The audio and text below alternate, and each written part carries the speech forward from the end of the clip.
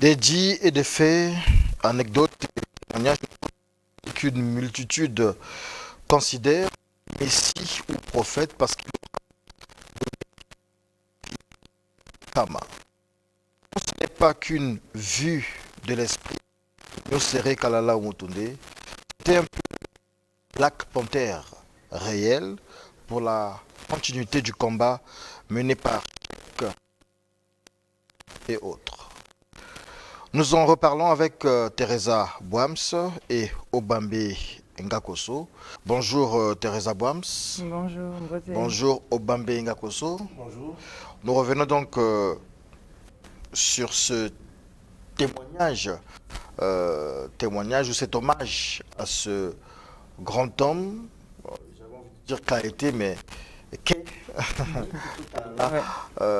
Omotunde Nyosere, descendant de naissance Jean-Philippe Corveau, mais qui a dédié sa vie, son existence pour l'Afrique. Je suivais encore une de ses vidéos récemment. Le monsieur a mis de l'argent personnel pour le combat de l'Afrique. Le monsieur a mis toute une énergie pour l'Afrique. Et donc vous pouvez réagir au 06 678 25 47 06 678 25 47 pour appeler, pour faire des SMS autour, pour rendre hommage à Kalala Omotunde qui nous a quittés. Alors, Obambe Ngakoso, un aspect qu'on n'a pas beaucoup abordé dimanche dernier, c'est l'engagement de Kalala Omotunde du point de vue de l'égyptologie. Il est beaucoup resté sur cet angle-là. Qu'est-ce qu'on en retient? Justement, ça tombe bien parce que j'utilisais le mot retient à la fin du verbe retenir. Vous savez, il y a quelques années, un journaliste avait posé une question à Jacques Chirac, qui était président de la République française. Je tiens à le préciser.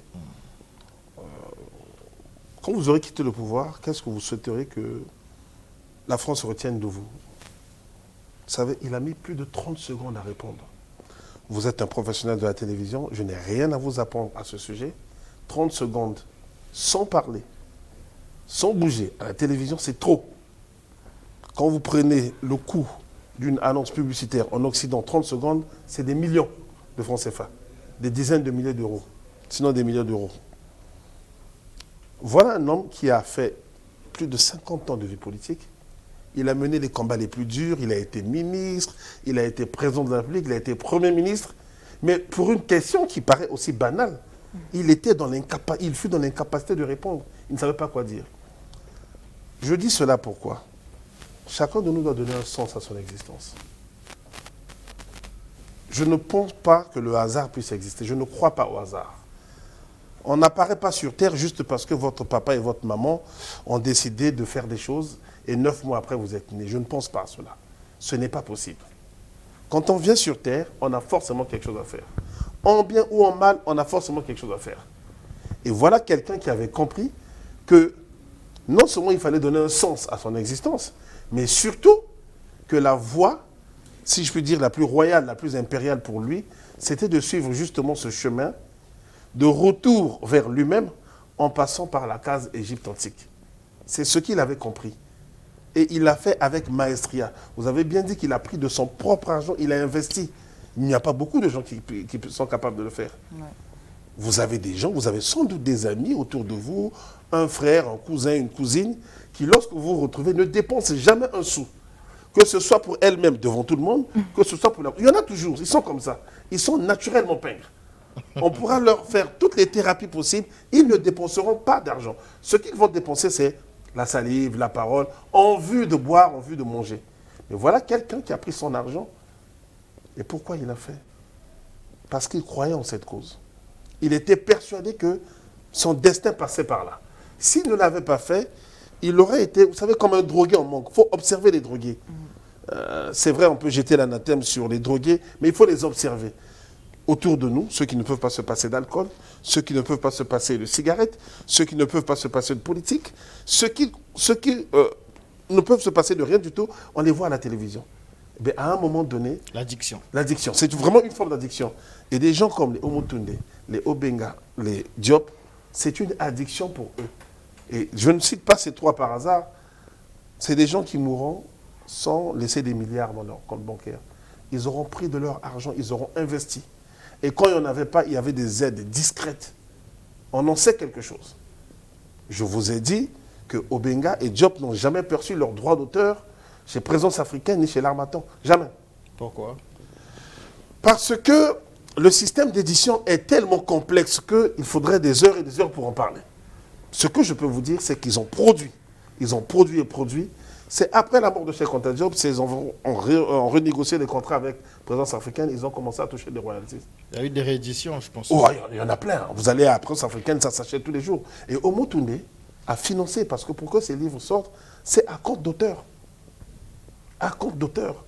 Il lit Diop, il réfléchit comment rendre ça accessible. Comme l'a dit Teresa la dernière fois, comment rendre ça accessible aux plus jeunes. Quand il décide par exemple d'écrire l'enseignement des humanités classiques, il part d'un constat tout simple qui a été fait par tous ses devanciers.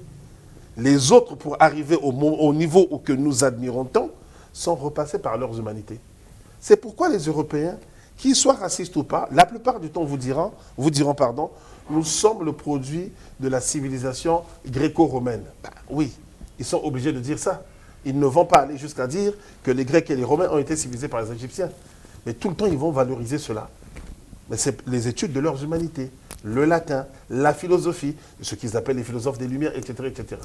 Et Omotunde avait compris qu'avoir des diplômes comme certains d'entre nous en ont, des diplômes d'ingénieur, de doctorat, surtout dans les sciences humaines ou sciences dites sociales, en général, ce n'est pas ça qui nous avance. Parce qu'on nous apprend les choses des autres, alors que nous devons d'abord nous apprendre nous-mêmes. Ok. Je rappelle le numéro de téléphone, plus 242 06 678 25 47. Vous pouvez s'appeler par le 04 419 07 22. N'appelez pas à la fin de l'émission parce que voilà, ne faites pas comme la dernière fois. N'appelez pas à la fin de l'émission. C'est maintenant qu'il faut réagir, faire vos témoignages ou rendre hommage à Kalala Omotunde. Teresa Bouams, c'est la même question que je posais à Obambe Ngakoso. Selon vous, qu'est-ce qui motivait, donc j'allais poser à Obambe Ngakoso, qu'est-ce qui conduisait Kalala Omotunde? Pourquoi il s'est donné comme ça dans ce combat pour l'Afrique, alors qu'il n'était pas, on va dire... Né sur le continent africain. Voilà. Né sur le continent africain. Il y avait un grand vide. Il y avait un grand vide, surtout quand on ne sait pas d'où l'on vient, il faut se poser la question, je viens d'où? Parce que c'est très difficile d'avancer, d'aller de l'avant tant qu'on ne sait pas d'où l'on vient. Et je pense que ce vide qui résidait en lui, c'était ça sa motivation. Parce qu'à savoir qu'il n'est pas du continent africain, il est à l'extérieur du continent. Et ce vide a créé en lui une certaine force de pouvoir rechercher ses origines. Et en voulant rechercher ses origines, il est arrivé à un point où il a découvert plein de choses que beaucoup de gens ne savent pas.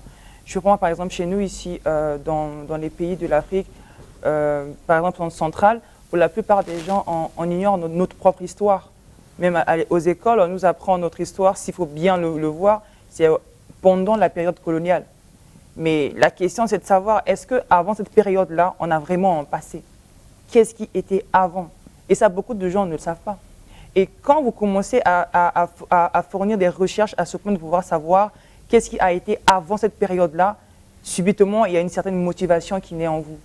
Et je pense que lui, c'est d'abord le fait d'être très loin du continent et aussi le fait de voir que ce continent a toujours été méprisé. Parce que pour la plupart des Africains, surtout pour les gens qui sont à l'extérieur, quand on voit l'Afrique, ça fait pitié au fait. C'est comme un continent qui se bat pour se développer, c'est comme un continent qui n'a pas d'histoire. Les peuples souffrent parce que même la plupart des images que les gens ils utilisent beaucoup plus pour l'Afrique, c'est ça au fait, des villages, des peuples qui souffrent. Or, dans le fond, ce n'est pas ça. Et ce sentiment de révolte qui est causé par ce vide a vraiment été une motivation pour lui. D'abord de savoir d'où il vient et de découvrir cette histoire de l'Afrique qui a été cachée par beaucoup de personnes et ignorée par beaucoup de gens. Et cette motivation-là a créé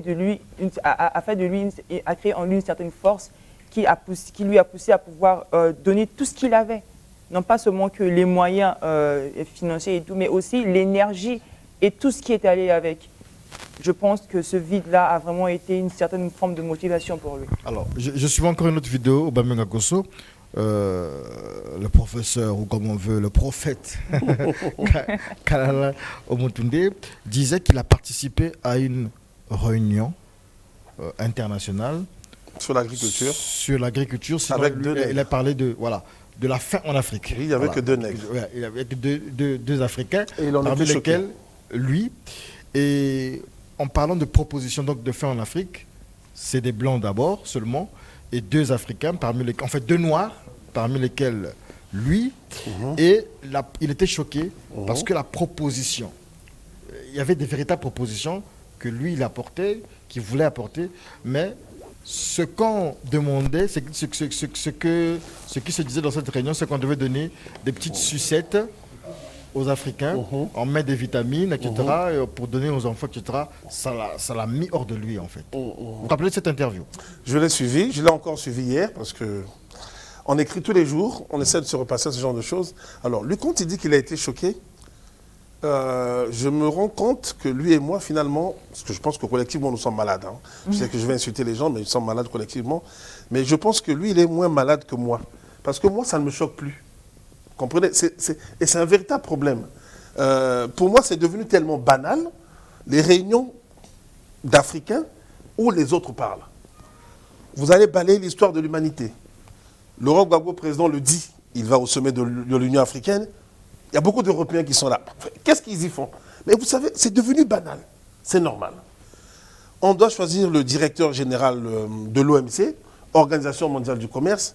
L'île Maurice présente un candidat. J'insiste, j'ai écrit beaucoup d'articles là-dessus. L'île Maurice présente un candidat. Au premier tour, ce candidat, ancien ministre du Commerce de l'île Maurice, obtient un nombre de voix inférieur au nombre de voix africaines. On va faire simple. Vous avez 20 personnes à la maison. Vous allez à une élection, tout le monde chez vous peut voter, mais au résultat final, vous avez 5 votes. Vous comprenez qu'il y a peut-être 15 personnes chez vous qui n'ont même pas voté pour vous. Le problème est là. Et la prochaine fois qu'on parlera encore de l'Afrique, ça sera la même chose. Parce que lui, il est choqué. Nous allons tous être encore choqués. Ça va passer comme une lettre à la poste. Et c'est normal qu'ils décident de mettre des bonbons. Ils n'ont pas intérêt à proposer des bonnes choses. Le président Ouad, lors d'un sommet de la FAO, avise, on n'a pas besoin de vos discours. On a besoin d'engrais, on a besoin d'argent. Moi, j'ai un plan à mettre en place. On peut critiquer sa posture, qui demande de l'argent là-bas, mais il faut être honnête. Ce sont des sommets qui ne servent à rien. D'accord. On va prendre cet appel. C'est le président du fan club Studio 210 Pointe-Noire. Bonjour, j'espère qu'il appelle pour l'émission. Bonjour. Bonjour, manager. Vous êtes en direct? Oui, c'est monsieur Oscar Noyono, président fan club Studio 210 Pointe-Noire. Oui. Donc, je vous suis en direct. Ouais, je voulais que le doyen Obameng Akosso puisse un peu nous dire exactement c'est qui le professeur Kalala. Moi, j'avoue que je ne connais pas. Hein. Partisan du panafricanisme, je ne connais pas vraiment le professeur Kalala. S'il peut vraiment nous dire quelles sont ses œuvres, qu'est-ce qu'il a eu à faire pour nous permettre de mieux le connaître, quoi. D'accord. Voilà. Question légitime. Merci beaucoup. Alors, Obameng Akosso va renchérir après. On va donner la parole au professeur Jean-Luc Kwanda qui vient de nous rejoindre. Bonjour. Bonjour. Alors, par proposition, oui. Il n'a pas encore parlé, il n'était pas là dimanche passé. Il a très bien connu Omotunde. Cette question, je la lui renvoie. Si je peux compléter, je compléterai. Justement, c'est ce que je veux. Voilà. Alors, pour répondre au président du fan club Studio 210 qui ne connaît pas concrètement Kalala Omotunde. Ok, merci beaucoup et d'abord toutes mes excuses pour le retard. J'ai été trompé par la trajectoire. On y va. Alors j'ai fait la connaissance du professeur Omotunde au début des années 2000. Il était déjà animateur d'une association à laquelle nous sommes tous arrivés les uns de façon volontaire. Les Africains venaient au sein de ces associations parce qu'ils avaient un manque. Le manque, c'est la connaissance. Ils avaient une préoccupation. La préoccupation, c'était découvrir, redécouvrir l'Afrique, se redécouvrir. Et donc, au sein d'une association qu'ils avaient intitulée Africamat, au début des années 2000, il y avait les Africains de toutes catégories. Universitaires, bien sûr, mais aussi des ouvriers, des employés de bureau, des étudiants, des sans-emploi. Et tous avaient cette préoccupation de mieux connaître l'Afrique, mieux se découvrir aussi eux-mêmes. Voilà comment, de façon volontaire, les gens qui venaient se sont regroupés. Nous avons donc compris qu'il fallait mettre en place une structure pour que les gens découvrent au mieux l'Afrique. Et ce, à partir de l'histoire. L'histoire ancienne, l'histoire de l'Antiquité africaine. Et Omotunde était parmi les animateurs les plus fervents. Moi, je ne le connaissais pas avant, je l'ai découvert, j'ai découvert un homme passionné. À cause de lui, je dirais, beaucoup de gens se sont lancés dans cette mouvance parce que c'est quelqu'un qui vous entraîne. D'abord, il faut noter que c'est un Antillais. Mais il était plus concerné par les problèmes de l'Afrique que nous autres Africains du continent. Simplement parce qu'il avait découvert par son ADN qu'il était africain, camerounais. En tout cas, on peut découvrir par son ADN qu'on est africain, mais avoir ces questions de façon plus ou moins distante. Lui, il était plus impliqué que les Africains qui sont du continent. On en parlait avec Teresa Boams dimanche dernier. Oui. On évoquait le côté Messie d'Omotunde. Est-ce que on peut dire que c'est quelqu'un qui a été envoyé comme ça pour la cause noire, par les dieux? Alors, est-ce que c'est quelqu'un qui a été envoyé? On peut dire la même chose de tous nos grands acteurs, Cheikh Anta Diop, Théophile Obenga, etc. Il faut relever simplement que les gens qui se sentent investis d'une mission, eux, ils se sentent investis. Est-ce qu'ils sont envoyés? Je ne sais pas. Mais en tout cas, eux, ils prennent leurs responsabilités, ils prennent leur mission au sérieux. Et voilà pourquoi ils ne ménagent aucun effort. Il a sillonné le continent, il nous a tous entraînés. Et pendant près de 10 ans, plus de 10 ans en France, en tout cas à la métropole, Omotunde a été parmi les grands animateurs de la cause africaine. Et ses ouvrages, on ne les compte plus, les vidéos, les interventions radiophoniques, etc., qui ont fait qu'aujourd'hui, je suis d'ailleurs parfois amusé de voir que des gens qui hier se gaussaient de nous voir consacrer tous nos samedis à aller apprendre, parce que c'était tous les samedis de 14h à 20h, nous étions tous là, Omotunde, et il permettait quand même que je cite aussi quelques noms, parce que il n'était pas seul, nous étions toute une équipe, René Lui Etilé, Jean-Paul Mbelek, le fils aîné de Cheikh Anta Diop, donc Cheikh Mbake, Yopore Kassome, et bien d'autres encore. Une équipe soudée qui n'a ménagé aucun effort, tous les samedis, de 14h à 20h. Et si en plus on avait la chance d'avoir le professeur Obenga parmi nous, alors là, après les cours, on terminait. Sauf si je me trompe, apparemment vous avez fait venir Omotunde. Non, alors, il se trouve qu'il s'apprêtait à venir. Ah d'accord. Il s'apprêtait à venir. Je ne vous fais pas une confidence, mais en tout cas, il est décédé le lundi. Le samedi, il était en conversation avec l'assistant du professeur Obenga, justement pour organiser son arrivée ici.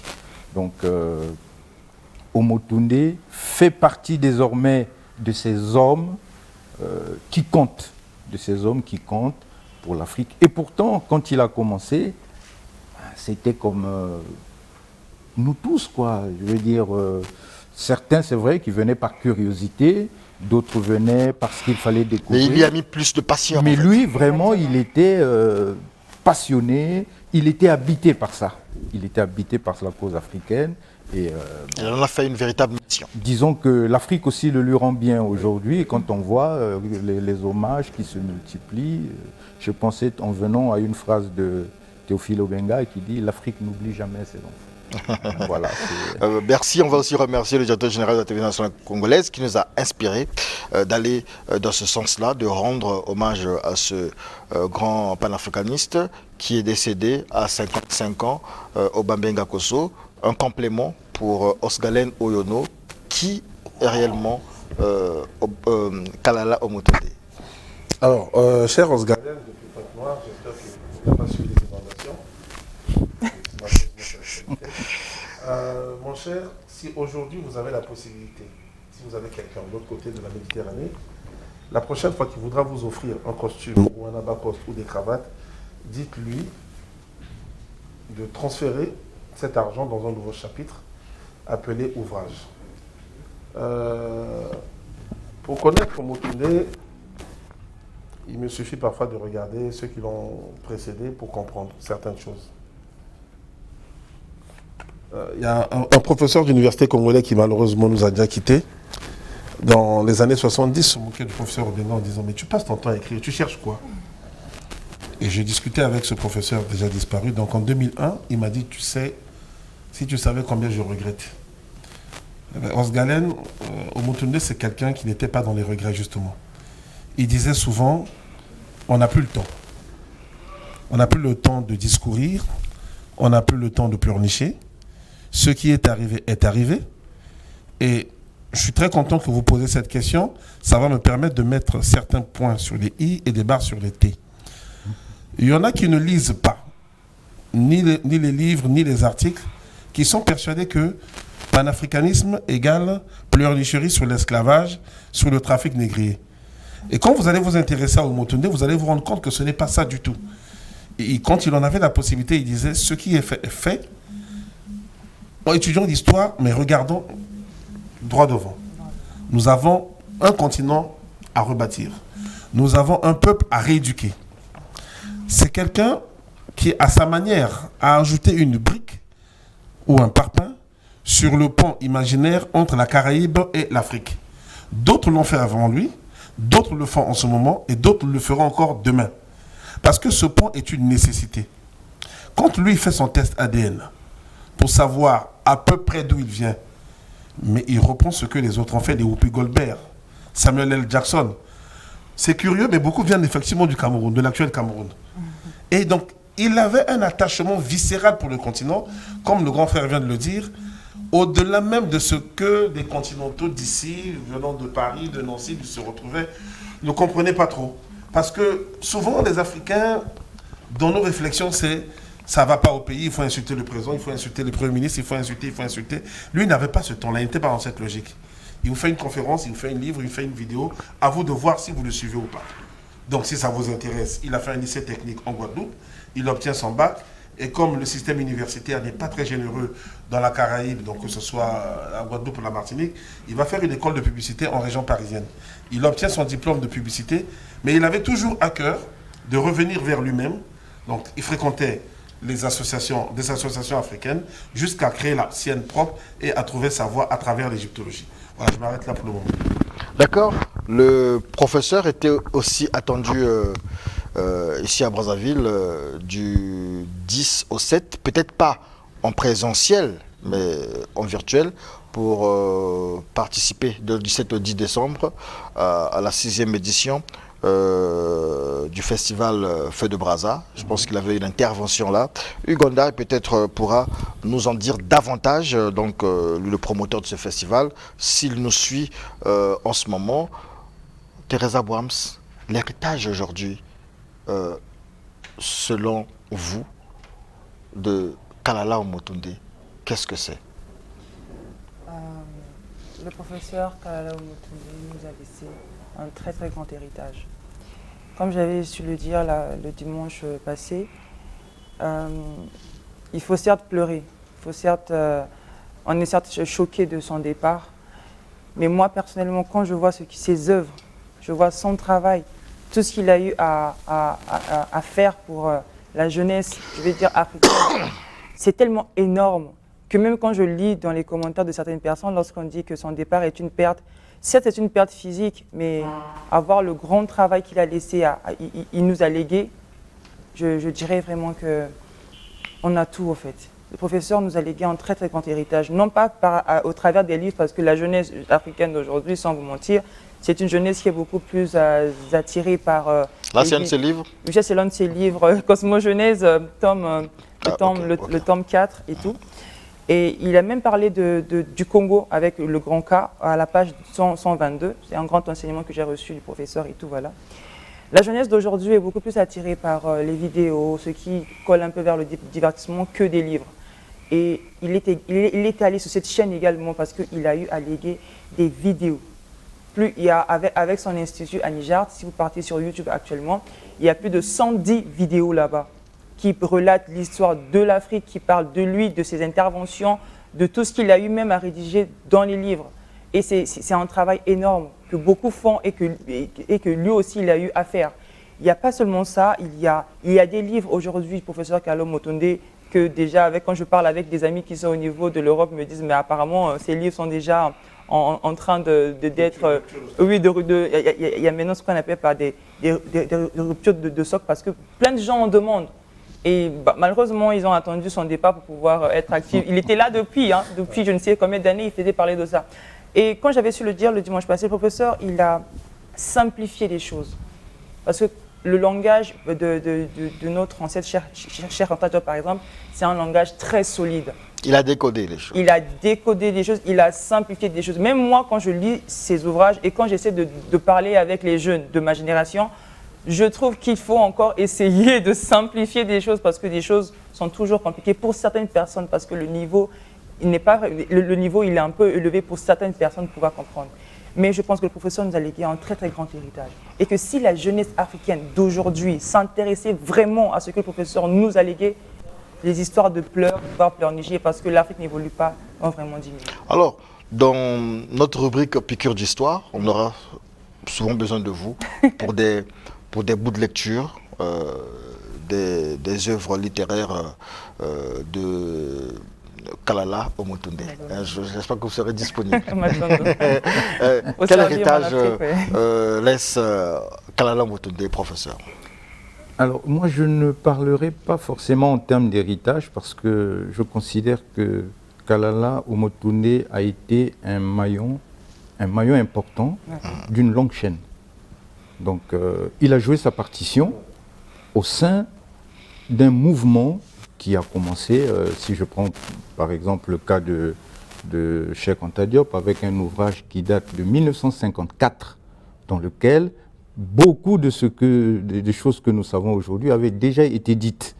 Et lui, je trouve qu'il aura été un excellent passeur, au sens où le passeur, pas comme on les connaît, vous prenez d'un point A vers un point B, mais lui, au contraire, il a été un passeur au sens où il a pris ce qui paraissait ésotérique, ou en tout cas élitiste, il a mis à la disposition du grand public. Exactement. Donc, à ce niveau, son travail est louable, parce que désormais, personne ne dira qu'il ne savait pas. Tant que ce sont les ouvrages d'un Théophile Obenga qui parle dans son ouvrage La géométrie égyptienne, par exemple, pour se coltiner un ouvrage de 400 pages d'un Théophile Obenga, il faut se lever tôt. Donc avec Omotunde, tout ça a été mis à la disposition du grand public et effectivement, on a l'impression que c'est nouveau, alors que ce sont des choses qui existaient depuis des décennies. Et peut-être par paresse intellectuelle, on n'a pas toujours eu l'envie d'aller vers ces questions qui sont des questions pourtant essentielles. Alors, lui, il a usé des canaux d'aujourd'hui, les réseaux sociaux, les vidéos, les audios, etc., pour mettre à disposition des choses qui nous concernent, mais qui existaient déjà depuis longtemps. Quand je parcours certains ouvrages, et bon, aujourd'hui, par exemple, on est presque amusé de voir que des gens m'envoient des vidéos de Motunde. On m'envoie à moi des vidéos. Ah, mais est-ce que tu as vu? Oui, c'est vrai, c'est intéressant. Ce sont des choses qui... Mais les gens se gaussaient, nous, quand on partait dans le froid, affronter l'hiver pour aller suivre les cours, etc. Mais c'est tant mieux aujourd'hui. Il est rentré dans l'histoire parce que, grâce à lui, aucun Africain n'a le droit aujourd'hui de dire qu'il ne savait pas. Ouais. D'accord. Merci beaucoup. Aubameyang Akoso, nous sommes en train d'aller donc à la chute de ce plateau, de cet hommage. Qu'en est-il des obsèques concrètement? Des hommages lui ont été rendus un peu partout. Le micro. Pardon. Ah, pardon. Des hommages lui ont été rendus un peu partout. Déjà ce que nous faisons ici pour la deuxième fois, des rencontres au Cameroun, des rencontres au Togo, des rencontres au Sénégal, au Bénin.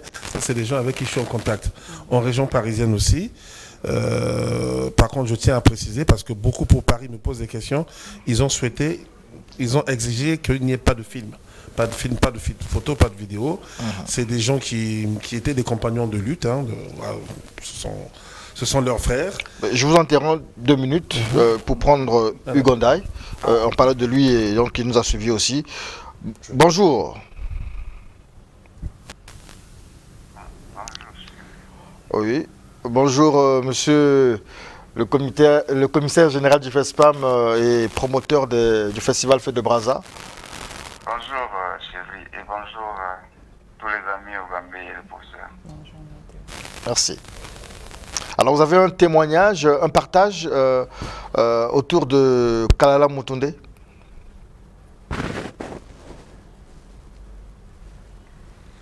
Mais Kalala,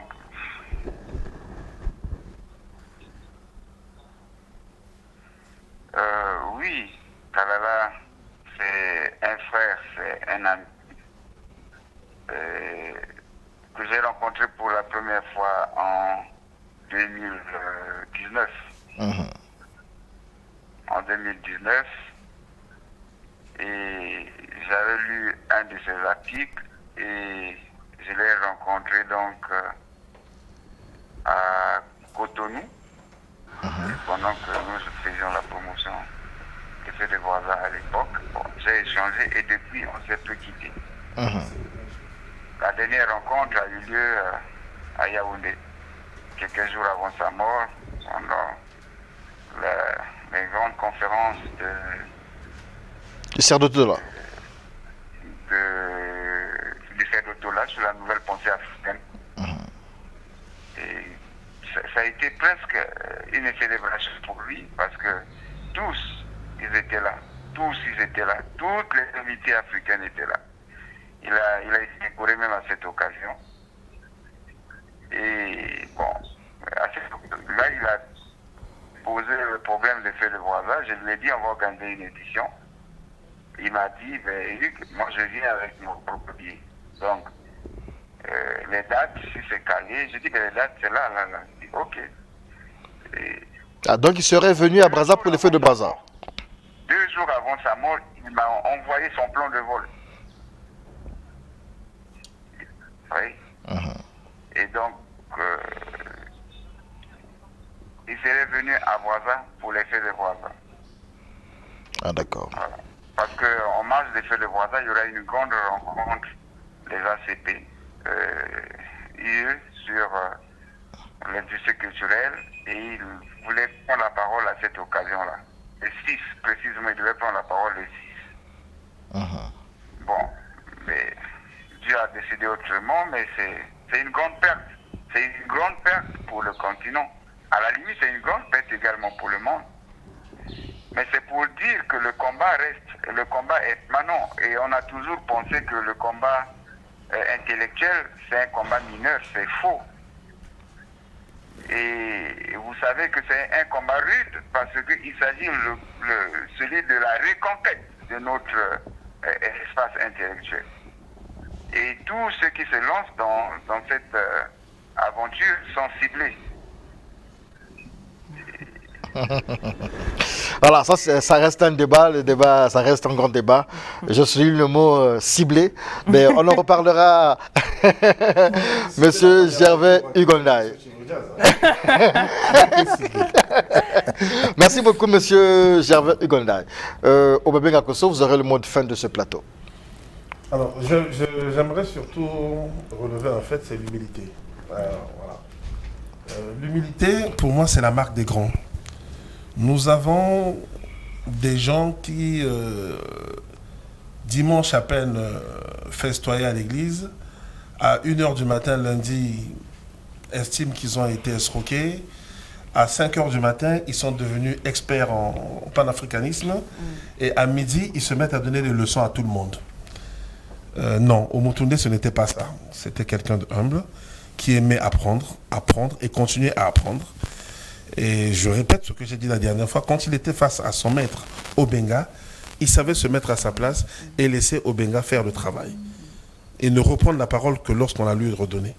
Et donc, tous ces jeunes, qui pour certains le pleurent, d'autres le regrettent, il y en a qui le découvrent, je les invite d'abord à faire preuve d'humilité. Lisez.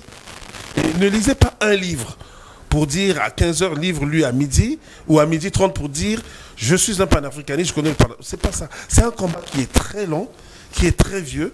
J'ai envie de dire qu'il date depuis la nuit des temps, lorsqu'on a commencé à subir les invasions barbares. Et quand on voit la longueur de ce combat par rapport à l'histoire de l'humanité, pardon, soyons humbles. Soyons humbles. On peut décrocher son doctorat en philosophie et lire un livre sur le panafricanisme, ça ne fait pas pour autant de cet individu le meilleur panafricaniste qu'il soit, parce que d'ailleurs ça n'existe même pas, ça ne veut strictement rien dire. Et il faut côtoyer donc ce genre d'individus. Et ceux qui sont à Brazzaville, il y a le grand frère qui est là, il ne parle pas beaucoup, il ne parle quasiment pas de lui, mais c'est quelqu'un qui, vous l'a dit, de 14h à 20h les samedis, vous en connaissez combien? Ils sont capables de le faire ici, à Washington, à Beijing ou ailleurs. Ce sont des gens qui ont pris de leur temps. Je vais être honnête avec vous, je connaissais l'existence de leur institut. Mais comme j'avais un emploi du temps différent de leur, je n'y allais pas. Je me contentais d'acheter des livres. Il n'y a pas de regret parce qu'on doit faire les choses en temps et en heure. Parlez de l'Africamat. Africamat. Africamat, oui. On a suivi l'évolution à distance, on a suivi le déclin à distance, etc. etc. C'est la vie des êtres humains. Mais que ces jeunes soient humbles, humilité, apprenez, commencez par apprendre. Ne bombez pas le torse, ça ne sert à rien. Quand vous bombez votre torse, vous reculez. Alors que quand on vous tape dans le dos, vous allez finir par avancer. Donc prenez le temps de lire. Les vidéos sont là, les livres sont là. Il y en a qui ne coûtent même pas 15 €. Donc si quelqu'un veut vous envoyer une chemise à 25 € en de France, prière de lui demander de mettre un livre là-dedans. Ça ne coûte pas grand-chose. Voilà. Merci beaucoup Obambe Ngakoso. Merci professeur Kwanda. Merci Teresa Bwams. Et on peut dire que nous continuerons de rendre hommage à Kalala Omotunde. Et je pense que dimanche prochain, nous aurons un plateau spécial consacré à une activité que nous avons organisée à l'IFC, Mvotukulu. Et je pense à partir du 11, nous reviendrons sur Kalala Omotunde sous un autre regard, voilà, avec les mêmes invités certainement, avec un autre format. Et on vous dit merci que d'être passé ici dans Studio 210 pour rendre hommage à ce digne fils de l'Afrique. Et au passage, nous saluons tous ces panafricanistes, tous ces défenseurs de l'Afrique. On pense particulièrement au professeur Théophile Obenga, mais aussi au professeur Mbong Bassong que nous avons eu à recevoir ici. J'ai encore une émission de lui que je n'ai pas encore diffusée.